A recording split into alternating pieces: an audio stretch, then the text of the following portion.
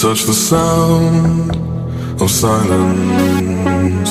And in the naked light I saw 10,000 people, maybe. People talking without speaking, people hearing without listening, people writing songs that voices never share, and no one dared disturb the sound of silence. Fool said, you do not know. Silence like a cancer grows.